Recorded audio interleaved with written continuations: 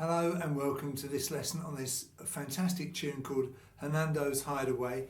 Comes from the 1950s film The Pyjama Game.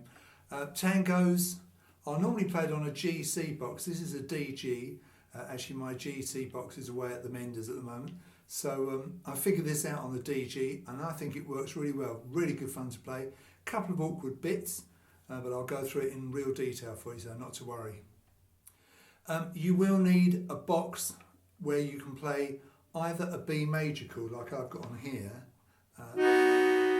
If you've got B minor there, every time it says a B major chord, just play the bass B without playing the B major chord with it. Or alternatively, if you've got a facility for removing the thirds on your chords, then take the thirds out and you'll have a B5 chord which will do fine as a B major.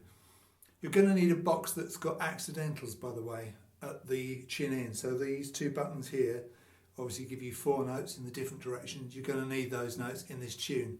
If your box has got low notes, and sadly you're not going to be able to play this tune the way I've written it. If you've got a helper row over here, it may be that you've got those notes that you need on that helper row, and you may have to just adjust my music slightly. But anyway, basically this is for a 2-row DG Melodeon without a helper row, with accidentals and with a B major chord, or maybe a facility to get a B5 chord. That's the ideal scenario for this.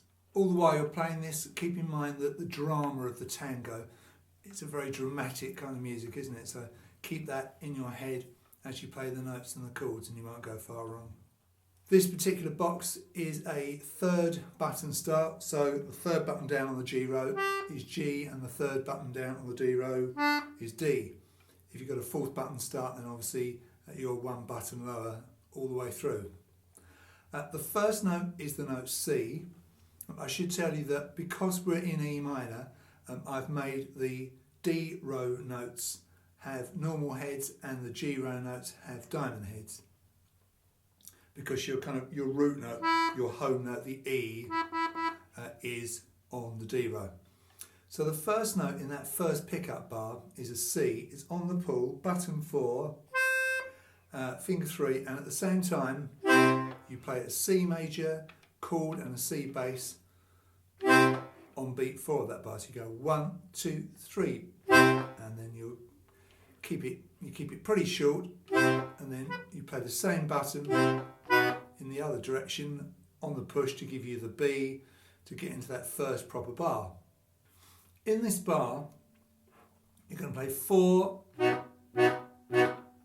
short jabby Bs. The B bass note, which incidentally is the capital letter B, and the one underneath, the small b, is the B major chord. So you've got together, this is not par, this is like that. So 1, 2, 3, 4. Don't push too hard, otherwise you will run out of bellows. So when you play that first note, make sure your bellows are pretty far out, and then give them an extra tug. And you get that kind of idea. Great fun to play this.